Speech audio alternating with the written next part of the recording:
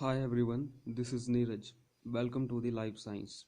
इस वीडियो में मैं आपको बताऊंगा कि लाइफ क्या है। आप सभी ने अपनी साइंस क्लासेस में लिविंग थिंग्स की कैरेक्टरिस्टिक्स तो पढ़ी होंगी।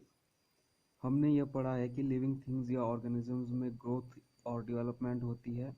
वे अपने जैसों को पैदा करते हैं, जिसे रिप्रोडक्शन कहते हैं। ये अपने आसपास हो रहे चेंजेस को सेंस करते हैं, उन चेंजेस के अगेंस्ट रिस्पॉन्ड भी करते हैं, जिसे कॉन्शियसनेस कहते हैं।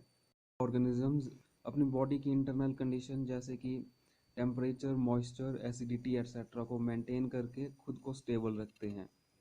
अपने टूटे हुए पार्ट को रिपेयर करते हैं। इनमें अपने एनवायरनमेंट के अकॉर्डिंग चेंज होने की एबिलिटी होती है। इन्हीं चेंजेस को ये अपनी अगली जनरेशन में पास करते हैं।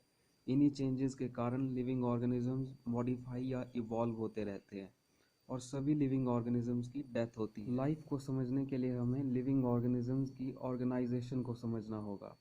लिविंग ऑर्गेनिजम्स में अलग अलग काम के लिए अलग अलग ऑर्गन सिस्टम होते हैं। फॉर एग्जांपल, एनिमल्स में डाइजेस्टिव सिस्टम फूड को डाइजेस्ट करने का काम करता है और हर एक ऑर्गन सिस्टम अलग अलग ऑर्गन से बना होता है, जैसे कि माउथ, टीथ, टंग, उसोफेगस, स्टमक और इंटेस्टाइन एट्सेट्रा डाइजेस्टिव सिस्टम बनाते हैं।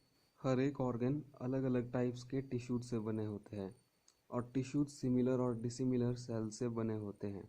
सेल्स ही लिविंग ऑर्गेनिजम्स और लाइफ के बेसिक स्ट्रक्चरल और फंक्शनल यूनिट होती है। आप सेल के बेसिक स्ट्रक्चर के बारे में जानते होंगे। सेल मेम्ब्रेन, साइटोप्लाज्म और न्यूक्लियस किसी भी सेल के मेन कंपोनेंट होते हैं। सेल मेम्ब्रेन के अंदर साइटोप्लाज्म सेमीफ्लूइड या जेली की तरह होता है। साइटोप्लाज्म में एक्वस और ट्रांसपेरेंट सब्सटेंस साइटोसोल के अंदर डिफरेंट सेल ऑर्गेनेलिज, सब सेलुलर इंक्लूजन्स और बहुत से बायोकेमिकल जैसे sugar, protein, DNA, RNA, enzyme etcetera और आइंस होते हैं। साइटोप्लाज्म में प्रेजेंट डिफरेंट ऑर्गेनेली जैसे कि न्यूक्लियस, माइटोकॉन्ड्रिया, एंडोप्लाज्मिक रेटिक्यूलम और गोल्जी apparatus एट्सेट्रा एक सेल के अंदर अलग अलग कंपार्टमेंट्स या चैम्बर्स बनाते हैं। एक लिविंग सेल के साइटोप्लाज्म में साइटोसोल और अलग अलग ऑर्गेनेलिज में कई प्रकार की केमिकल रिएक्शंस चल रही होती हैं। एक सेल के साइटोप्लाज्म में दो प्रकार की केमिकल रिएक्शंस चलती है। पहली जिनमें किन्हीं सिंपल सब्सटेंसेस से कोई कॉम्प्लेक्स सब्सटेंस बनता है और दूसरी जिनमें कोई कॉम्प्लेक्स सब्सटेंस सिंपल सब्सटेंसेस में टूट जाता है। एक लिविंग सेल में दोनों कैटाबॉलिक और एनाबॉलिक रिएक्शंस एक साथ चलती हैं।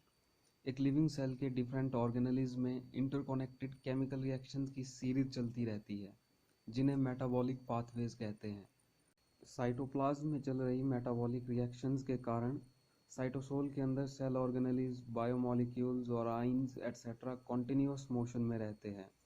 सेल मेम्ब्रेन के अंदर यूनिकली ऑर्गेनाइज्ड मॉलिक्यूल्स और आइंस, जिनमें साइटोसोल, सेलुलर ऑर्गेनेलिज, सब सेलुलर इंक्लूजन्स और बायोमॉलिक्यूल जैसे कि sugar, protein, DNA, RNA, enzymes, mineral etcetera है, जो डिफरेंट केमिकल रिएक्शंस परफॉर्म कर रहे हैं। लिविंग मैटर है। सेल मेम्ब्रेन लिविंग मैटर और आउटसाइड नॉन लिविंग मैटर के बीच एक बाउंड्री है और सेल मेम्ब्रेन ही यह डिटरमाइन करता है कि बाहर से सेल के अंदर क्या आएगा और सेल के अंदर से बाहर क्या जाएगा। तो हम कह सकते हैं कि most basically life cell membrane के अंदर मॉलिक्यूल्स और आइंस की कॉम्प्लेक्स ऑर्गेनाइजेशन है, जो बहुत सी केमिकल रिएक्शंस परफॉर्म कर रहे हैं। और यही एक लिविंग ऑर्गेनिजम्स में डिफरेंट लाइफ प्रोसेसेस जैसे कि digestion, circulation, respiration, excretion, growth and development, reproduction etcetera और कॉन्शियसनेस, एडेप्टेशन और एवोल्यूशन के लिए रिस्पॉन्सिबल है।